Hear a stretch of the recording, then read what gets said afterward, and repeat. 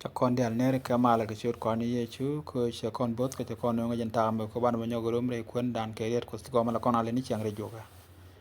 enda morun David ka chul joga me jan jo wele re ngi yedul ko ra chang long ka bana ku ko ni chang ngwan dien min cha gori der ne ne ke jan te der ne ne ke en jo wele ne me raje ke kwi lwa ko ka ne lade la ke me ke ne ture men ko la ba lat ke jen lade ka joga wele la lat kon lat ke ma ka ke le kan kon ni wo ga ti dia kon kwar ko lo te la ko ja kon yo ani chana pal lo te skol por ko chi te kel gne bo ne ka tin dia lu ne ga nge ko ne te ki chodi chu ko ran dit amen ya do gwa ta tin nong yen jo tur bi le ke wo te gol bi yen ka len ne do bi a pala ka te le te ko gwap ti chen nan ma ka bat ngur te ken ga jo ma di lo te do mo ko ka control ga ja dong ba jo da ba rep ko bi yen len ya ngi ko na wala ka ta ambo kut kon ga ja jen chang ngwan dia lat kon ta ko der ne ni ke jen cha goro der ne ni ke chang ngwan dia na me jen chang dio ka phai bangwan re jo ko mo ta kon tin ku je mo tie ye falun ko pin ko bu kon kwen kel ka tan chu ko kon yo ko je ya me la da ka chang ngwan dia bu kon kwen ka bible bible bu kon kwen long wo di ro so jan da re di ba na kan ka ba ka la ko ba bangwan bu kon ban bangwan de bu kon kwen ka bu kon ngi jarat tin gwa me le de bu kon dil go ban lo de bu kon me gwa me rai ko ke Moses me che joge salari chu ko Moses chu ko nyal mu di joge rai ne ke je ro la ka lat ka ma ka luri bia ma long rana mo ka ngun anong ka kan luri to bia ma to bi ka la luri da ba ka ne che gen bor ke che gen ya ke be ni tin yel ke ne be ni tin mare ke be ni tin doli ke be ni tin ti bor ti chala den men gwa ka miem bo ni ke twa rom ni ti cha bil ke bil milwal ke gop mi pot pot ke jwat ke jate ke liet lambar ni ke jwa ti kor ke kwi le dira ke ne kwi jen tin la tol ke dul ke kwi ngonya mu gwa ke dok ti pot pot ke kwi bos pala min di ni jen ke gang ni ke kwi bi gora de tin la tin da kas de akalat ka gwa ni baben sing tire dien bia dwela lat ni ka pek ka ti dial tin chanyo ye ka lade amene pep ni ke dial amen ne me jara jangor kono lin kono kwon ko nyal te ka char ma kun pin ka gora go bu jid dwela ngaji jani te kel ka jan tire dien morai kono yo jid dwel ti men ngai kono kwon kono ngi ka kwi o zirwel ke le chi kono kwon jid dwel kwon kono rodan kono ji gur ta ben ko kan ngande al cha cha da wan mulut kan kono long ka gor kono ye chure dien gwa da me chalat pin no ne ko cha ne ka ngie ke tugul kan duk tu mu ngwan tugul cha ngie kel tin ka tin cha ngie ye ke amro ba kan tin lat ga ke amro ba kan dia lot kan ko ni ye chu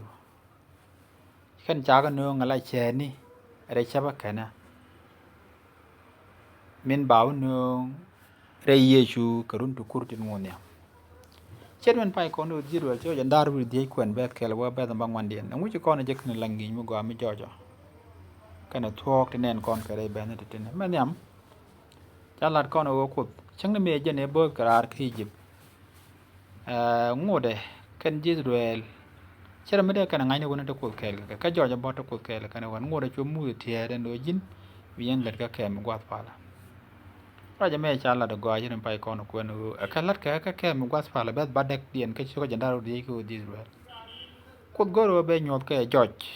en go puch jen te kel ka a chang chi ka ti jak chang let kan ti jak ka gwap lo do chak kana ka ban pi ka kor ka min cha ka nyok nuk a cha ka nyot nuk de lo do kana ka ban pi lo do cha ka kam luk en ba ka ko en go bikan do bikan let ka me di li ni ka ka ka dia che ka min cha nyot ka ko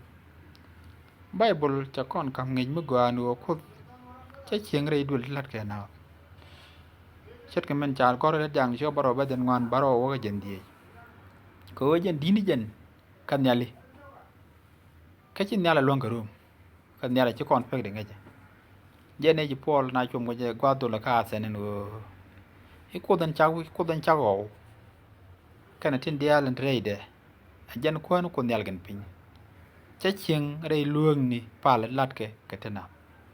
ke let jang ni cho bugol baro ba den dara yu dong wan na ba chalat bo ko no solomon ka ko men nyam chi ko badak ba den dara baro won go ade ko ku ching wi mo ka nan ro nyal kana nyal len tin nyal long lo do ci ngure ci kan ko ti kan long garo de lo kan chalat ko ade kule nindi gwat pal la de ko bala gwat mi bata ko wana nenten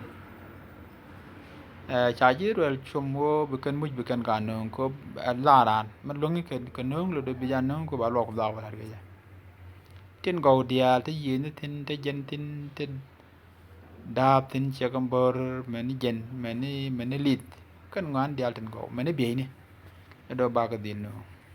ko di rel cho yanda ro de ba wala wona ke cho yanda baro ba yanda ro de kel mi wi ko kwen kan dia chagalat ka duk tu ngolong kata ande let ni let gwat pala ke gwat ke ma ga marom na tin ko ci kun mu da kam do inde ke ma lat ke je kan ne lu ke dial ke gure ke lu man tan ba biel ke je gwa